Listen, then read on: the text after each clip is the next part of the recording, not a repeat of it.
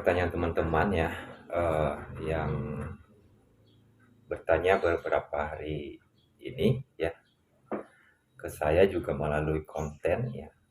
Saya perlu memberikan jawaban kepada teman-teman. Membeli kendaraan, baik itu jenis motor atau mobil, yang hanya STNK aja, apakah bisa dibuat BPKB-nya gitu ya.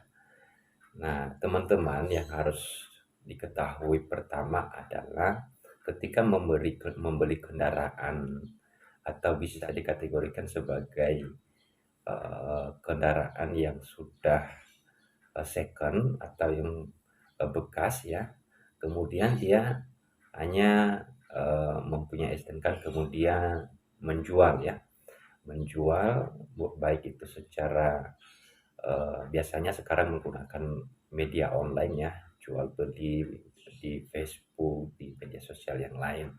Namun ketika ada yang membeli kemudian nggak ada BPKB-nya, apakah pembeli itu bisa membuat BPKB-nya? Nah, teman-teman yang harus pertama diketahui bahwa kendaraan itu dipastikan BPKB-nya kemana ya gitu ya. Karena ada dua kemungkinan bahwa BPKB kendaraan itu hilang atau eh, masih berada di leasing ya, atau masih berada di leasing. Kalau BPKB-nya hilang itu masih mendingannya kenapa? Bisa diurus ya, bisa membuat surat kehilangan kemudian dapat diurus BPKB baru. Nah, dilihat lagi kalau bukan hilang berarti ada di leasing ya, yang masih belum lunas pembayarannya. Jadi kemungkinan alasan tidak adanya BPKB kendaraan tersebut adalah mungkin berada di leasing. Nah, yang ketiga teman-teman, harus pastikan bahwa kendaraan itu adalah bukan barang yang didapatkan dengan cara kejahatan ya. Maksudnya adalah bukan barang curian. Karena kenapa? Nanti teman-teman bisa sebagai pembeli bisa eh, kena ya, pidana tindak pidana penadah ya. Kalau ternyata hasil dari kejahatan ya. Kemudian apa resikonya ya kalau BPKB nggak ada? Resikonya ya pertama ya tidak bisa ngurus pajak ya, tidak bisa mengurus pajak, pajak tahunan ya. Pajak tahunan itu biasanya diurus di Samsat. Nah, kemudian tidak bisa mengurus perpanjangan STNK ya per 5 tahun biasanya kantor Samsat, karena diwajibkan untuk membawa BPKB minimalnya ya, minimal setidak-tidaknya itu membawa fotokopi BPKB ya kendaraan yang dimiliki itu.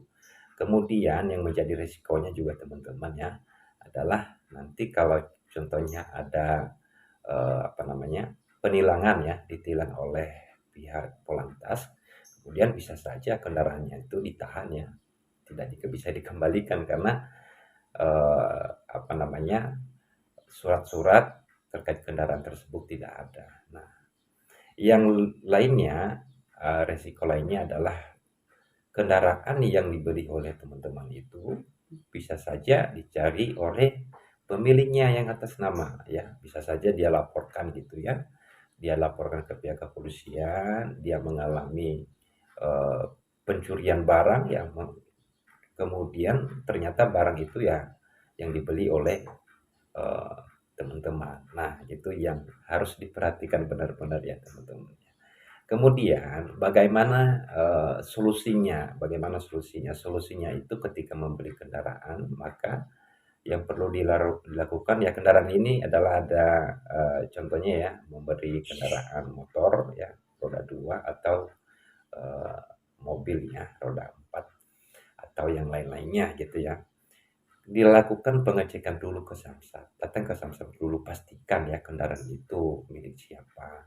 Nah, kemudian eh, kalau sudah membeli dari penjual, baik itu melalui online atau langsung ketemu ya dengan penjual yang menawarkan kendaraan tersebut, mintain BPKB-nya, pastikan ya, dipastikan bahwa BPKB-nya itu ada di mana ya. Kalau beneran hilang ya nggak apa-apa, silakan diurus nanti surat kehilangan gitu ya di kepolisian. Hati-hati, jangan bilang hilang kalau memang ternyata nggak hilang ya, karena bisa saja nanti teman-teman dijerat dengan memberikan keterangan palsu ya, dengan mengurus surat kehilangan.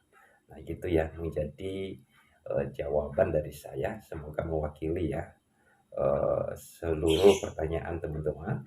Ya semoga bermanfaat dan silakan dibagikan ya konten ini.